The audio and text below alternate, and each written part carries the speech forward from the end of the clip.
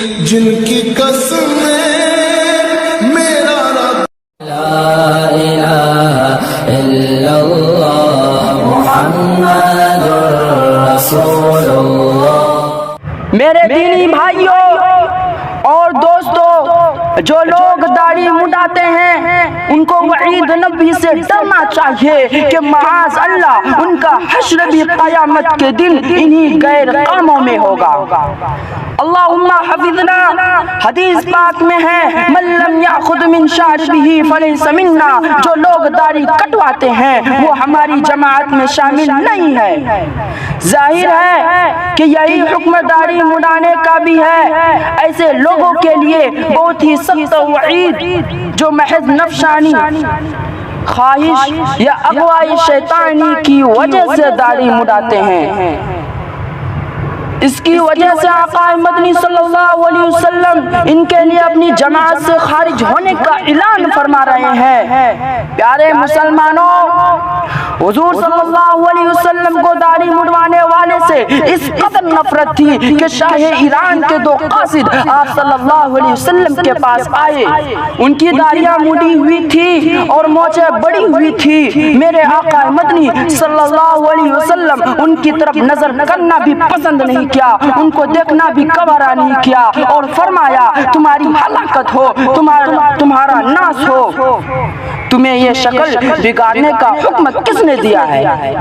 وہ بولے یہ ہمارے رب شاہ ایران کا حکم ہے۔ رسول اللہ صلی اللہ علیہ وسلم نے فرمایا لیکن میرے رب نے مجھے داڑھی بڑھانے کا حکم دیا ہے اور مونچھوں کو کٹوانے کا۔ جو لوگ آقا مدنی صلی اللہ علیہ وسلم کے فرمان اور رب کے حکم کی خلاف ورزی کرتے ہیں اور وہ مجوسیوں کے خدا کے حکم کی پیروی کرتے ہیں، ان کو 100 بار سوچنا چاہیے کہ وہ قیامت کے دن آقا مدنی کے بارگاہ میں کیا منہ دکھائیں گے۔ اور آپ صلی اللہ علیہ وسلم نے فرمایا کہ تم اپنی شکل بگاڑنے کی وجہ سے ہماری جماعت سے نکل گئے تو پھر شفاعت کی امید کس سے رکھو گے؟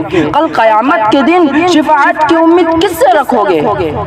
حدیث پاک سے یہ بھی معلوم ہوا کہ مونچھیں بڑھانا اور اسی طرح داڑھی مڈانا اور کتروانا حرام اور گناہ کبیرہ ہے، کیونکہ کبیرہ گناہ پر ہی ایسی سخت وعید فرماتے ہیں جس میں گناہ کرنے والا ہماری جماعت میں سے نہیں۔ اللہ ہم سب کی حفاظت فرمائے۔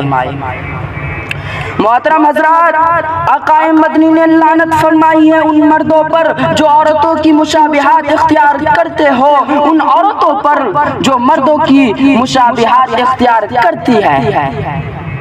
اس سے معلوم ہوا کہ داڑھی مڈانے میں ایک قباحت عورتوں سے مشابہت کی بھی ہے، کیونکہ عورتوں اور مردوں کے درمیان اللہ تعالیٰ نے داڑھی کا امتیاز رکھا ہے۔ بس داڑھی مڈانا عورتوں سے مشابہت اختیار کرنا ہے جو خدا کے رسول کی لعنت کا معجب ہے۔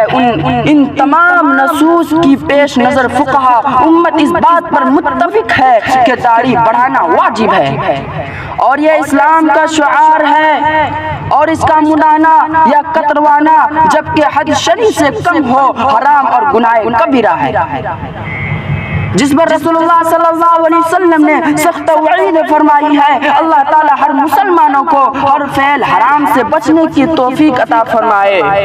پیارے نوجوانوں، داڑھی مڈانے کا کبیرہ گناہ تو ایک اعتبار سے چوری اور بدکاری سے بھی بدتر ہے، کیونکہ داڑھی مڈانے کا 24 گھنٹے کا گناہ ہے۔ آدمی داڑھی مڈا کر نماز پڑھتا ہے، روزہ رکھتا ہے، حج کے احرام باندھے ہوئے ہوتا ہے، لیکن اس کی مڈی ہوئی داڑھی کی وجہ سے عین نماز اور حج کے درمیان بھی آقا مدنی صلی اللہ علیہ وسلم کی زبان مبارک اس پر لعنت بھیجتی ہے۔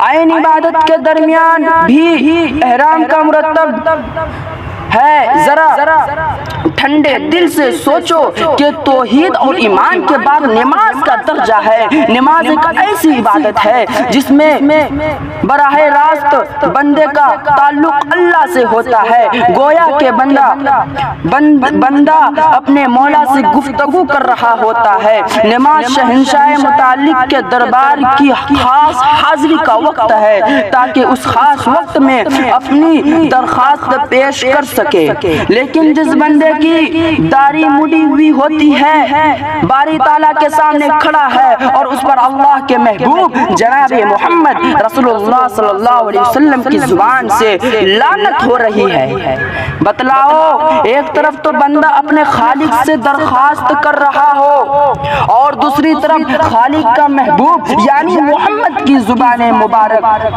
اس بندے کے اوپر لعنت بھیج رہی ہو، کیا ایسے بندوں کی درخواست قبول کی جائے گی؟ نہیں، ہرگز نہیں قبول کی جائے گی۔ اس لیے میرے عزیزو، داڑھی کو بڑھاؤ، اللہ کے رسول کے لیے اور 2,24,000 کم و بیش کے سنت کے لیے داڑھی بڑھاؤ، داڑھی رکھو۔ اللہ ہم سب کو داڑھی رکھنے کی توفیق عطا فرمائے، آمین۔ وآخر الدعوانا الحمدللہ رب العالمین۔